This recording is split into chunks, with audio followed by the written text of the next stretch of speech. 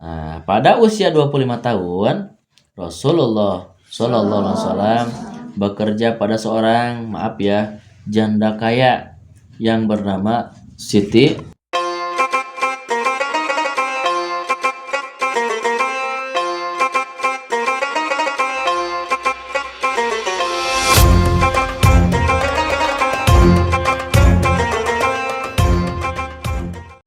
Assalamualaikum warahmatullahi wabarakatuh. Waalaikumsalam warahmatullahi wabarakatuh.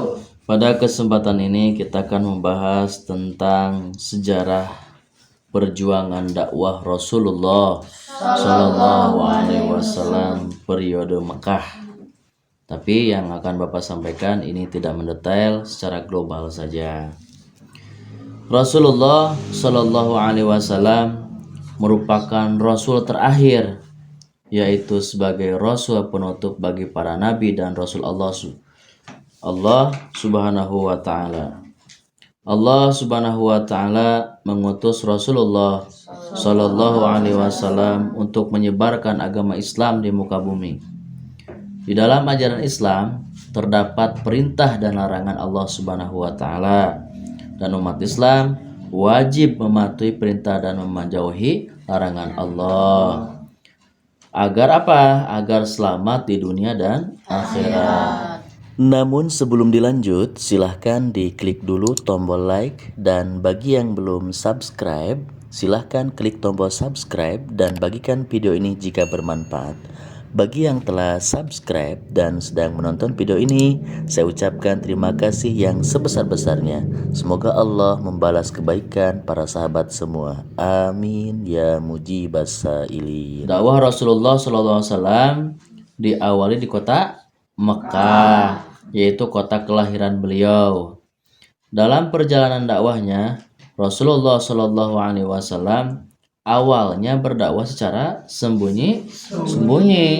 Hal tersebut dilakukan karena Rasulullah SAW senantiasa mendapatkan pertentangan maupun perlawanan dari orang-orang di sekitarnya, atau siapa lagi, atau golongan orang-orang kafir Quraisy. Karena dakwah yang disampaikan oleh Rasulullah Shallallahu Alaihi Wasallam bertentangan dengan kepercayaan yang dipahami dan diamalkan oleh orang-orang kafir Quraisy. Nah, untuk ini masalah di Mekah itu kita akan bahas sedikit, yaitu satu, masa sebelum kerasulan. Bagaimana sejarah masa kerasulan Rasulullah Shallallahu Alaihi Wasallam dilahirkan di mana? Di kota Makkah Al-Mukarramah pada hari Senin, tanggal 12 Rabiul Awal. Meskipun ada pendapat yang mengatakan tanggal 8 Rabiul Awal, ada yang menyatakan 10 Rabiul Awal, tapi yang masyhur itu adalah tanggal 12 Rabiul Awal. Tahun apa? Tahun gajah. Nah, ini juga ada beberapa versi ya. Salah satunya bertepatan dengan tanggal 20 April 571 Masehi. Nah, disebut tahun gajah. Gajah itu fil. Artinya fil, gajah itu. Kayaknya nanti ada surah Alam Taro kaifa fa'ala rabbuka bi ashabil fil. Tentara bergajah ya. Karena pada waktu Rasulullah SAW dilahirkan, Gubernur Yaman atau Raja Abrohah membawa pasukan untuk menghancurkan Ka'bah atau Baitullah dengan mengendarai apa? Gajah. Namun berkat pertolongan dan perlindungan Allah Subhanahu wa Ta'ala, pasukan bergajah yang dipimpin oleh Raja Abrohah tersebut dapat dihancurkan oleh serombongan burung yang diutus Allah Subhanahu wa Ta'ala dengan membawa apa? Bawa batu dari neraka. Peristiwa tersebut diabadikan oleh Allah Subhanahu wa Ta'ala di dalam surah Al-Fil. A'udzu billahi minasyaitonir rajim. Bismillahirrahmanirrahim. Alam tara kaifa fa'ala rabbuka bi ashabil fil? Alam yaj'al kaidahum fi tadlil wa arsala 'alaihim tayran ababil tarmihim bihijaratin min sijil faj'alahum ka'asfim ma'kul. Apakah kamu tidak memerhatikan bagaimana Tuhanmu telah bertindak terhadap tentara bergajah? Bukankah dia telah menjadikan tipu daya mereka untuk menghancurkan Ka'bah? Itu sia-sia. Dan dia mengirimkan kepada mereka burung yang berbondong-bondong yang melempari mereka dengan batu yang berasal dari tanah yang terbakar. Lalu dia menjadikan mereka seperti daun-daun yang dimakan ulat. Itu dalam Quran surah Al-Fil 1-5. Rasulullah SAW merupakan nabi dan rasul terakhir, penutup para nabi dan rasul, sehingga tidak ada lagi nabi dan rasul setelah Rasulullah SAW. Banyak sekali sekarang ya yang menyatakan nabi. Ada nabi siapa kemarin? Nabi siapa? Ya, nabi siapa namanya? Ada nabi yang maaf ya di Bandung, Nabi Dedi ada katanya. Ada menyatakan malaikat Jibril. Aduh, makanya paling hebat polisi di dunia itu polisi Indonesia. Kenapa? Bisa menangkap malaikat. Gagah. Lia Eden. Dia mengaku malaikat Jibril. Makanya Thailand sekali lagi, polisi yang paling hebat itu adalah polisi Indonesia di dunia ini. Polisi yang lain tidak bisa menangkap malaikat. Polisi Indonesia hebat, bisa menangkap malaikat. Aduh, malaikat, ya Allah ya Rabbi, itu sesat, jangan ditiru ya. Siapa nama ayah Rasulullah? Abdullah bin Abdul Muttalib, dan ibunya bernama Siti Aminah binti Wahab. Rasulullah SAW terlahir dari orang tua yang berasal dari keluarga dan keturunan terhormat di kalangan kabilah Arab. Ayah Rasulullah SAW meninggal pada saat Rasulullah SAW berumur 6 bulan di dalam kandungan, sehingga Rasulullah SAW lahir dalam keadaan yatim. Sebagaimana kebiasaan bangsa Arab, setelah lahir hingga usia 5 tahun, Rasulullah SAW disusukan dan diasuhkan di perkampungan Bani Sa'ad. Kepada siapa? Kepada Siti Halimatus Sa'diyah, kabilah Hawazin ya. Memasuki usia 6 tahun, Rasulullah SAW diajak ibunya berziarah kemana? Ke makam ayahnya di mana? Di Madinah, serta berkunjung ke rumah saudara yang ada di sana. Namun dalam perjalanan pulang ke Mekah, sampai di Abwa, ibu Rasulullah Shallallahu Alaihi Wasallam yang bernama Siti Aminah sakit dan meninggal dunia, dan di tempat itu pula ibu Rasulullah SAW dimakamkan. Dengan demikian pada usia 6 tahun Rasulullah SAW menjadi yatim piatu. Kasihan ya Allah ya Rabbi. Bayangkan sama kalian, bapak sudah tidak ada, ibu sudah tidak ada pada usia 6 tahun. Kemudian Rasulullah SAW diasuh oleh siapa? Oleh kakeknya yang bernama Abdul Muttalib, seorang pemuka Quraisy yang disegani dan dihormati oleh seluruh suku, terutama penduduk Mekah. Rasulullah SAW diasuh kakeknya selama 2 tahun. Setelah itu kakeknya meninggal dunia.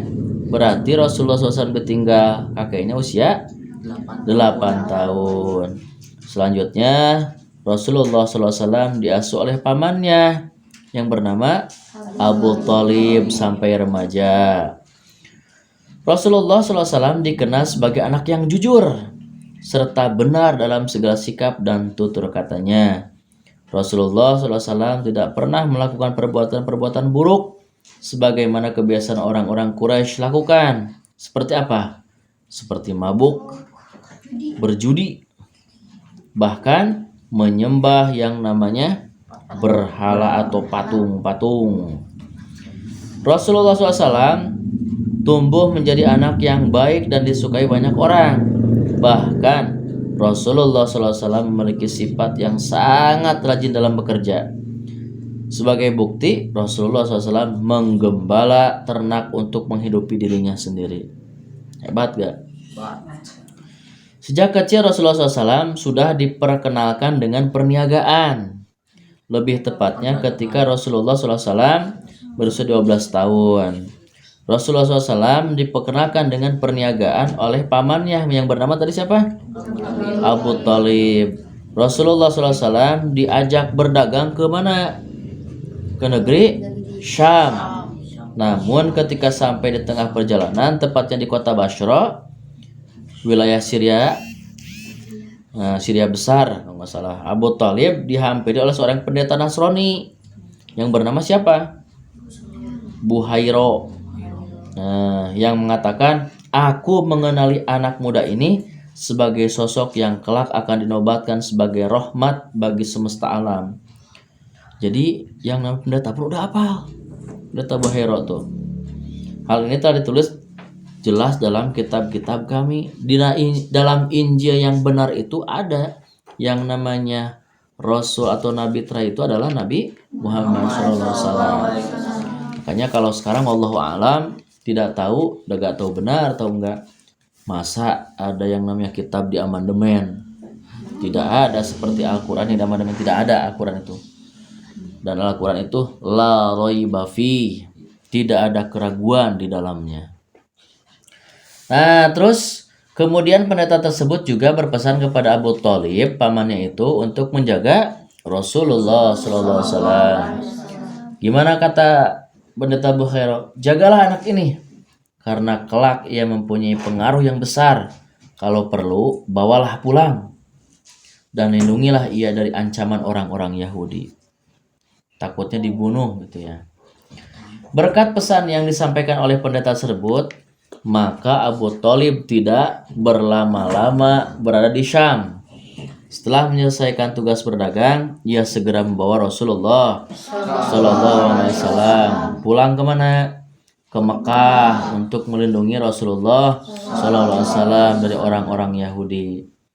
Nah, pada usia 25 tahun, Rasulullah SAW bekerja pada seorang, janda kaya yang bernama Siti Khadijah. Rasulullah SAW menjualkan barang dagangan Siti Khadijah tersebut ke Syam, ditemani oleh siapa? Oleh Maisarah, pembantu Khadijah. Tidak membutuhkan waktu lama, dagangan Rasulullah SAW telah habis terjual.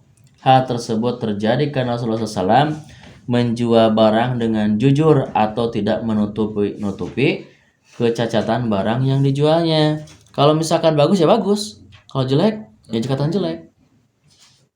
Kalau kita yang jelek dikatakan bagus. Salahnya itu. Kalau Rasul, kalau bagus ya bagus, kalau jelek ya jelek. Harga 1.000 ya 1.000 dikatakannya. Anda mau ngasih saya berapa? Silahkan. Enggak juga nggak apa-apa. Kalau di kita yang jualan biasanya untuk mencari keuntungan yang besar itu, aduh maaf dari sana pun tidak dapat. Berapa? Cukup enggak 1.000 ini dibayar? Enggak bisa. Harus 2.000. Dari sana pun enggak nyampe kalau 1.000. Gimana? Boleh enggak 1.500? Aduh jangan, harus 2.000. Ah udah, nggak jadi aja. Pas udah jauh, udah sini. Kenapa? Ini boleh. Berapa? Bolehlah 5.004. Berarti 1.250. Katanya tadi gimana? Malahan jangan, pengen 5, ya udah 5 aja. Katanya tadi 1.000 tidak dapat dari sananya. Tapi sekarang 1.000 dikasihkan. Berarti bohong nggak? Bohong kebanyakannya. Kalau Rasulullah SAW itu jujur dan tidak menutupi mau kecacatannya atau kebagusannya. Dilihat aja semuanya. Ini bagus barangnya, bagus. Kalau jelek, jelek. Beberapa faktor yang menjadikan Rasulullah SAW sukses dalam berdagang antara lain teguh pendirian, memiliki semangat dan etos kerja tinggi, jujur, amanah dan tidak membeda-bedakan pembeli, terus percaya diri, ramah dan sopan. Makanya kalau udah jadi pedagang itu harus apa? Ramah, sopan, jangan ya ke pembeli itu. Mau beli apa? Tidak ada. Kalau ada, San, ada berapa kilo? 20.000, kasih. Kasihan, tidak akan datang di ke toko tersebut. Harus sopan. Mbak, ibu, bapak, ada yang dapat saya bantu? Ibu mau beli apa? Ini, oh iya, ini ibu harganya 2.500 per kilo. Ibu mau berapa kilo? Yang ini ibu bagus, yang ini bagus. Kalau ini agak masam ibu. Kalau ini lumayan manis, boleh dicoba? Boleh. Silahkan, gimana enak. Tapi harusnya yang namanya pedagang tadi harus jujur. Jangan berbohong. Kalau bagus, bagus. Kalau jelek, jelek. Bapak beli jeruk di bis dulu. Simado. Lang Simado, tahu Simado? Si manis dan rindu. Simado. Nih Pak, mau beli Pak? Aduh, berapa sekilonya? Murah, cuman 10.000. Ya udah, beli 2,5 kg. Beli 2,5 kg 25.000. Kasihkan. Pertamanya disuruh coba, beneran manis. Bawa saja ke rumah. Alhamdulillah, bukan jadi si madu, tapi si cuka. Asum. Masam banget, aduh. Itu bohong nggak? Bohong. Ini bagus, pas bawahnya buruk. Aduh, ya Allah, ya Rabbi. Jangan kayak gitu. Nah, karena kepribadian Rasulullah SAW tersebut, karena jujur, amanah, tidak membeda-bedakan pembeli, percaya diri, ramah dan sopan, Siti Khadijah menjadi tertarik untuk menikah dengan Rasulullah SAW. Setelah mendapat persetujuan kedua keluarga, Rasulullah SAW dan Khadijah pun menikah. Rasulullah SAW menikah pada usia 25 tahun dan Siti Khadijah berusia 40 tahun. Pernikahan Rasulullah SAW dan Siti Khadijah dikaruniai berapa? 7 anak. Itu siapa? 1 Ibrahim, Qasim, ulang lagi, 1 Ibrahim, 2 Qasim, 3 Abdullah, 4 Zainab, 5 Ruqayyah, 6 Ummu Kulsum, dan ketujuh Fatimah. Itu di masa yang namanya di Mekah. Sekarang masa kerasulan dan dakwah Rasulullah SAW. Sejak kecil Rasulullah SAW tumbuh di kalangan Arab jahiliyah. Mereka memiliki kebiasaan yang tidak pantas dilakukan. Seperti apa? Tadi itu berjudi, melacur, mencuri, merampok, mengubur hidup-hidup anak perempuan. Perempuan itu tidak ada harganya. Kasihan banget. Selain itu apa? Mereka juga tidak memiliki pemimpin yang mengarahkan dan mengingatkan untuk senantiasa taat kepada Allah Subhanahu wa taala. Bahkan kondisi keagamaan mereka jauh dari ajaran Nabi Ibrahim alaihissalam karena kemusyrikan merajalela. Seperti apa? Menyembah berhala, menyembah bulan, menyembah bintang, matahari, menyembah jin, ruh-ruh, makhluk gaib, atau benda alam lainnya. Batu besar disembah, pohon besar disembah. Melihat realitas kehidupan yang seperti itu, Rasulullah SAW merasa sangat prihatin. Rasulullah SAW menyadari kaumnya mengalami kerusakan akidah dan akhlak. Berdasarkan hal tersebut, Rasulullah SAW bercita-cita untuk memperbaiki akidah dan akhlak kaumnya. Kemudian Rasulullah SAW melakukan uzlah, yaitu mengasingkan diri atau bertafakur di Gua Hiro, tepat pada tanggal 17 Ramadan tahun ke-40 dari kelahiran beliau. Rasulullah SAW didatangi oleh siapa? Oleh malak Jibril dan menerima wahyu pertama. Wahyu pertamanya apa? Surah Al-Alaq ayat 1 sampai 5. A'udzu billahi minasyaitonir rajim. Bismillahirrahmanirrahim. Iqra bismi rabbikal ladzi khalaq. Khalaqal insana min 'alaq. Iqra wa rabbukal akram. Alladzi 'allama bil qalam. 'Allamal insana ma lam ya'lam. Ya, bacalah dengan menyebut nama Tuhanmu yang menciptakan. Dia telah menciptakan manusia dari segumpal darah. Bacalah, dan Tuhanmu lah yang maha pemurah, yang mengajar manusia dengan perantaraan kalam.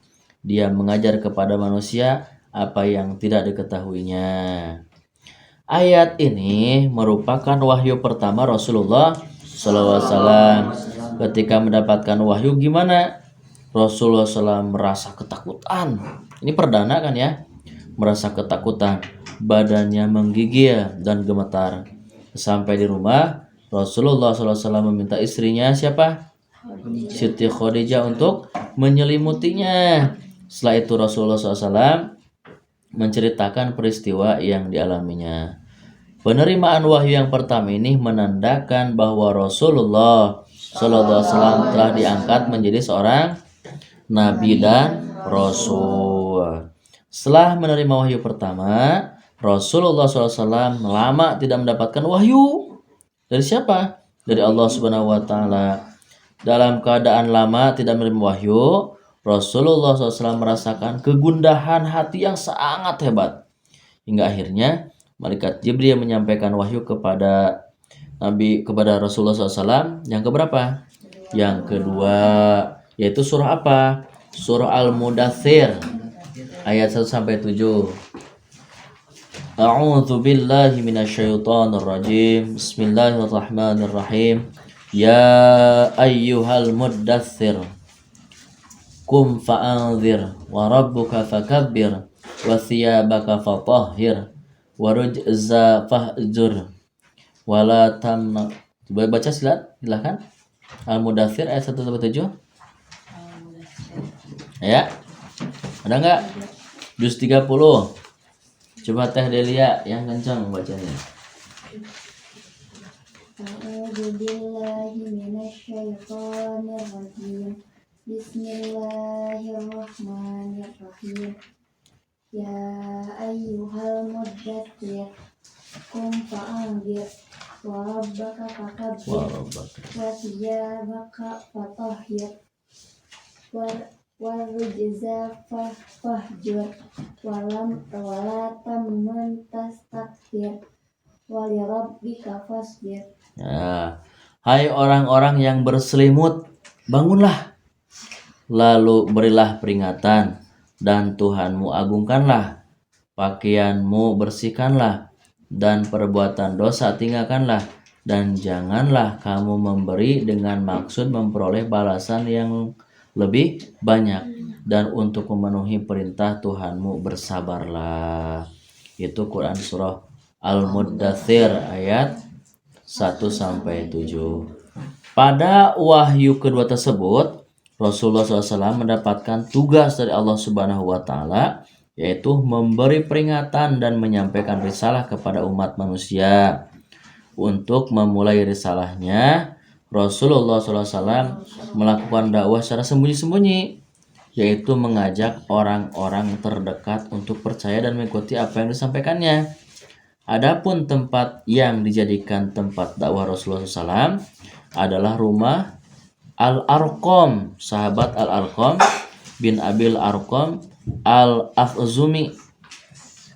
Melalui dakwah secara sembunyi-sembunyi, Rasulullah SAW berhasil mengajak beberapa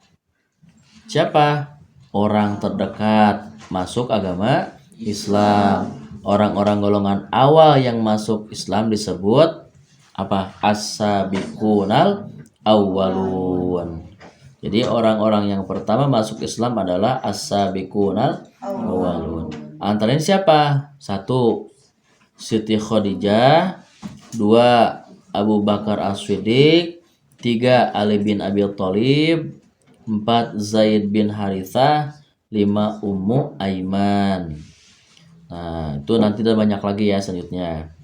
Selanjutnya, atas bantuan Khadijah dan Abu Bakar, semakin hari jumlah umat Islam semakin bertambah. Antara lain siapa? Sahabat Uthman bin Affan, Zubair bin Awam, Abdurrahman bin Auf, Abdullah bin Mas'ud, Ammar bin Yasir. Nah, ini Yasir bapak bapak Ammar tah. Tadi kan Ammar bin Yasir. Bapaknya berarti siapa? Yasir. Sa'id bin Zaid, Amir bin Abdullah, Usman bin Madlun, Kudomah bin Madlun, Abdullah bin Madlun, Khalid bin Sa'ad, Sa'ad bin Abi Waqqas, Talhah bin Ubaidillah, Arqam bin Abil Arqam, Ja'far bin Abi Thalib. Banyak lagi ya. Salah satunya siapa lagi? Yang itu Bilal bin Rabah, Abi Zarim Al-Ghafari, Abu Salamah, Imran bin Hashim. Terus Hashimnya bapaknya Amir bin Sa'id dan Ubaidah bin Al-Harith. Banyak ya. Setelah jumlah umat Islam cukup banyak, Rasulullah SAW mendapat wahyu keberapa? Ketiga. Di dalam wahyu tersebut terdapat perintah Allah Subhanahu wa taala agar Rasulullah SAW mengubah dakwah yang sembunyi-sembunyi menjadi dakwah terang-terangan. Itu terdapat dalam Quran surah Al-Hijr ayat 94-95. Coba Pai, bacakan Pai. A'udzu billahi minasyaitonir rajim. Bismillahirrahmanirrahim. Fasda' bima tu'maru wa'arid 'anil musyrikin. Inna kafainakal mustahzi'in. Shadaqallahul adzim. Maka sampaikanlah olehmu secara terang-terangan segala apa yang diperintahkan kepadamu, dan berpalinglah dari orang-orang musyrik. Sesungguhnya kami memelihara kamu daripada kejahatan orang-orang yang memperolok-olokkan kamu. Itu surah Al-Hijr ayat 94-95. Jadi ini adalah dalil ataupun Al-Quran supaya dakwah secara terang-terangan. Kemudian turun wahyu selanjutnya sebagai berikut dalam Quran surah Asy-Syu'ara ayat 214 sampai 215. Coba siapa? Hikmat.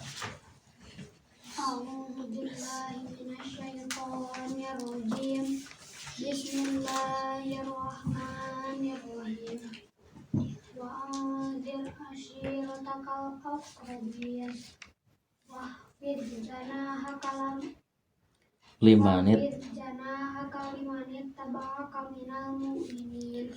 Dan berilah peringatan kepada kerabat-kerabatmu yang terdekat, dan rendahkanlah dirimu terhadap orang-orang yang mengikutimu, yaitu orang-orang yang beriman. Untuk melaksanakan perintah Allah Subhanahu wa taala melalui wahyu yang diterimanya, Rasulullah SAW kemudian mengumpulkan keluarganya. Siapa? Masyarakat Mekah, di mana? Di Bukit Sofa. Kemudian Rasulullah SAW memberikan penjelasan dan mengajak mereka beriman kepada Allah Subhanahu wa taala. Pada peristiwa tersebut, paman Rasulullah SAW, siapa namanya tadi? Abu Lahab, tidak mau menerima dakwah Rasulullah SAW dan mencela Rasulullah. Kemudian celaan tersebut dibalas oleh Allah Subhanahu wa taala dan diturunkannya dengan surah Al-Lahab. Jadi yang namanya pamannya itu Abu Lahab itu suka mencela Rasulullah. Makanya diabadikan dalam Al-Quran.